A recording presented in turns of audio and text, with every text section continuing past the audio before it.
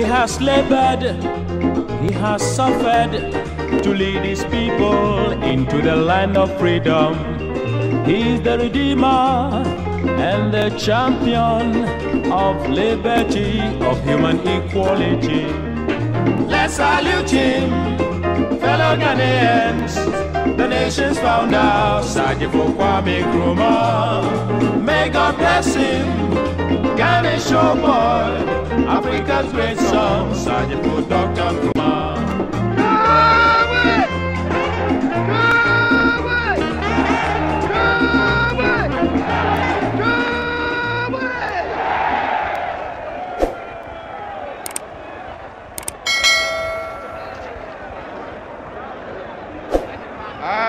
Ago, when you come, Madamacasa Kakra, and when you come and when Siam Kakra, Menkasapi, Damapa Makade, Bakans Kakra, and Makan Fancy. At long last, the battle has ended.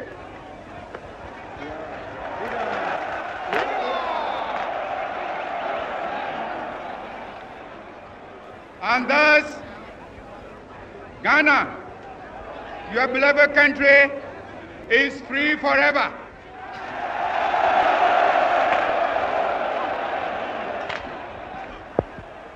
And here again, I want to take the opportunity to thank the chiefs and people of this country, the youth, the farmers, the women, who have so nobly fought and won this battle. Also, I want to thank the valiant ex-servicemen who have so cooperated with me in this mighty task of freeing our country from foreign rule and imperialism. And as I pointed out at our party conference at Sorbonne, I made it quite clear that from now on today, we must change our attitudes, our minds. We must realize that from now on, we are no more a colonial, but a free and independent people.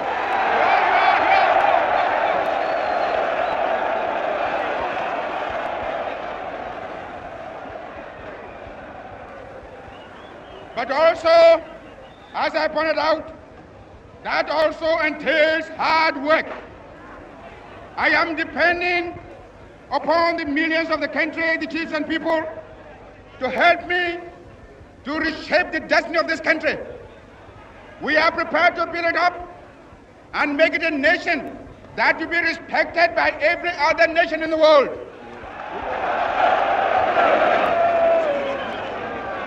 We know we are going to have difficult beginnings, but again, I'm relying upon your support. I'm relying upon your hard work. Seeing you in these thousands, it doesn't matter how far my eye goes. I can see that you are here in your millions. And my last warning to you is that you ought to stand firm behind us so that we can prove to the world that when the African is given a chance, he can show to the world that he's somebody.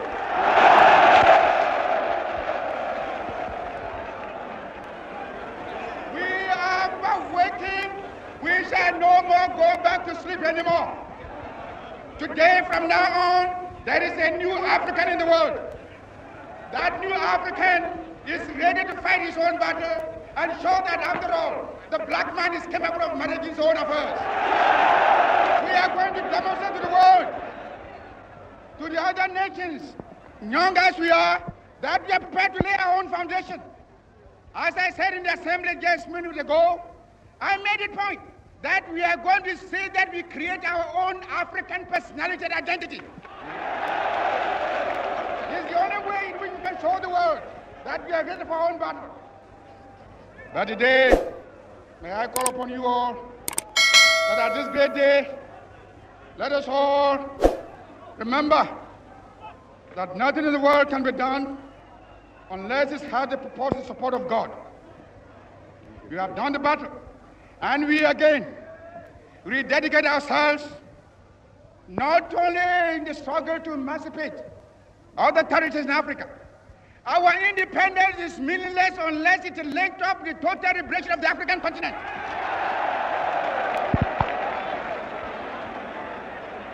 Let us now, fellow Ghanaians, let us now ask for God's blessing. And for only 2 seconds, in your thousands and millions, I want to ask you to pause only for 1 minute and give thanks to Almighty God for having led us through obstacles, difficulties, imprisonments, hardship and suffering to have brought us to the end of our trouble today. 1 minute silence.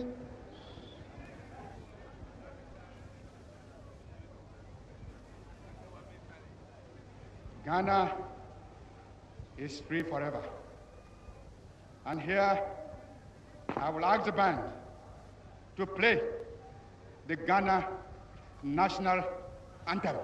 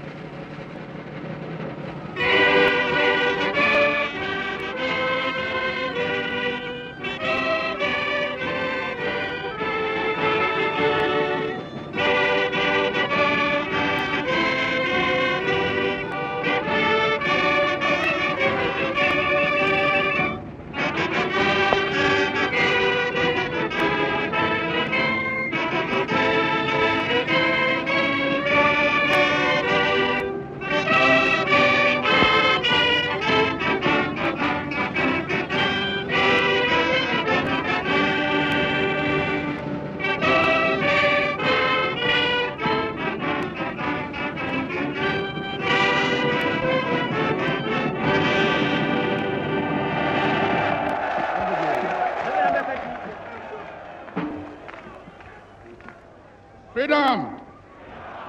Freedom! Freedom! Fellow freedom fighters, comrades and friends, it is my great pleasure to welcome you to Accra and to this conference of African freedom fighters and supporters of the growing movement for Africa's liberation and unity. Africa is rich and not poor.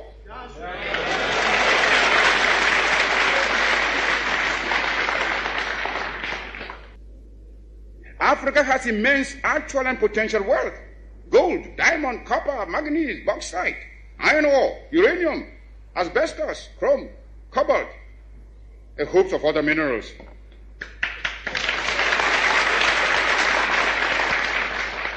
Our essential agricultural produce have all been drained away by colonialist imperialism. Africa is far from being poor.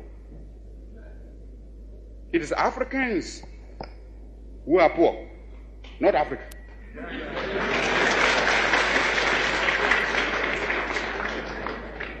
And they are poor because of the uncounted profit that has been made out of the exploitation of their labor and their lands. I raise this point so that it will stay in your minds when you may be tempted by the seductive promises of new colonialism to forget the real character of colonialist imperialism and be persuaded away from your own true interests and those of Africa. For today, we must each see ourselves as part of Africa in order that we may face colonialist imperialism and its new form, new colonialism, on a continent-wide front. First, the attainment of freedom and independence. Secondly, the consolidation of that freedom and independence. Thirdly, the creation of unity and community between the free African states. Fourth, the economic and social reconstruction of Africa. As I see it, our greatest danger stems from disunity and the inability to see that the realization of our hopes and aspirations, the realization of our objective of total African independence, and of our future progress and prosperity is inextricably bound up with the necessity to unify our policy and actions in connection with the continued struggle for independence and the greater task of economic and social reconstruction beyond it. We must therefore face the issue of African unity now, for only unity will make the artificial boundaries and regional demarcations imposed by colonialism obsolete and superfluous. African unity will thus provide an effective remedy for border disputes and internecine troubles. In a united Africa, there could be no frontier claims between Ethiopia and Somalia, or between Zanzibar and Kenya, Guinea or Liberia, or between Ghana, Togoland, and the Ivory Coast.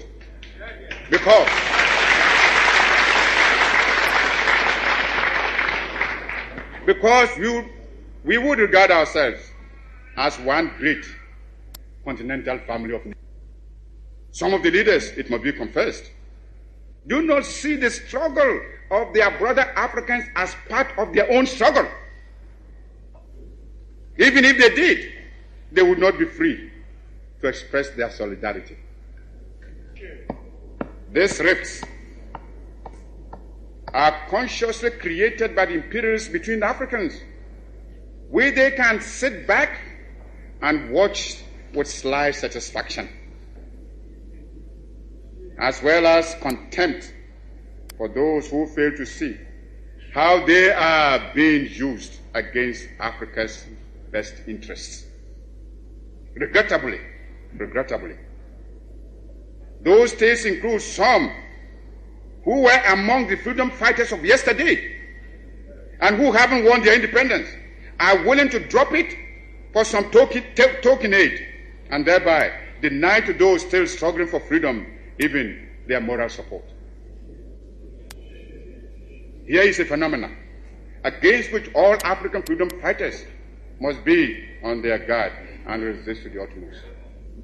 Even though I appreciate the difficulties facing us, I must admit, I find it strange to watch some of us returning willingly to the colonialist fold.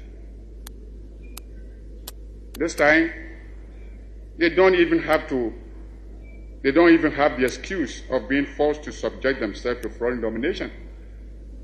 It makes one wonder, why so much effort and sacrifice and so many lives were given up to the achievement of independence in the first place, if it can only be so quickly and easily surrendered. We must begin to build immediately our own continental common market. For it is easy for anyone who studies the common market organization closely to realize that the common market is aimed at harnessing the African countries to satisfy the profit lust of the imperialist bloc and to prevent us from following an independent neutralist policy.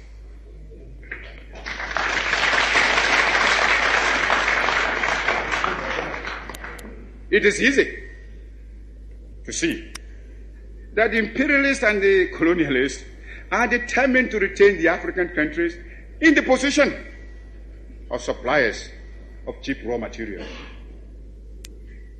If we do not resist this threat, and if we throw in our lot with the common market, we shall doom the economy of Africa to a state of perpetual subjection to the economy of Western Europe. This will, of course, hinder the industrialization of our young African states. It is impossible to think of economic development and national independence without possessing an unfettered capacity for maintaining a strong industrial power. The activities of the common market are therefore fraught with dangerous political and economic consequences for the independent African states. The organization constitutes an attempt to replace the old system of colonial exploitation by a new system of collective colonialism, which will be stronger and more dangerous than the old evils we are striving to liquidate from our continent. This is another reason why we should come together in a unified African economic plan, which, operating on a continental scale, can make a solid attack on the imperialist domination in Africa. We should, without delay, aim at the creation of a joint African military command.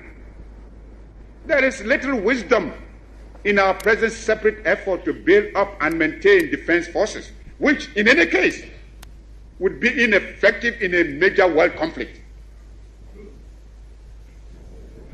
If we examine this problem realistically, we would ask, which single African state could protect itself against an imperialist aggressor? And how much more difficult this would be when some states are allowing the imperialists to maintain bases on their territories. I have already referred to the military forces which South Africa is raising and the danger it poses for the new African states and the struggle of those still in chains. Only our unity can provide us with anything like adequate protection. Those problems can best be met within a unified Africa, and it should be possible in the higher reaches of our endeavor to devise a constitutional structure which will secure the objectives I have outlined, and yet preserve the sovereignty of each of the countries joining the Union. Countries within the Union will naturally maintain their own constitutions, continue to use their own national emblems and national anthems and other symbols and paraphernalia of sovereignty. Regional associations and territorial groupings can only be other forms of balkanization unless they are conceived within the framework of a continental union. There are existing models which we can modify or adapt to our pattern. The United States of America, the Soviet Union, India and China have proved the efficacy of unions embracing large stretches of land and population.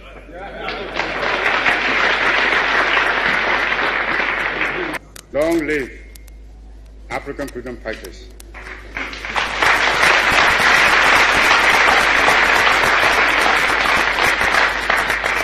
Long live African independence.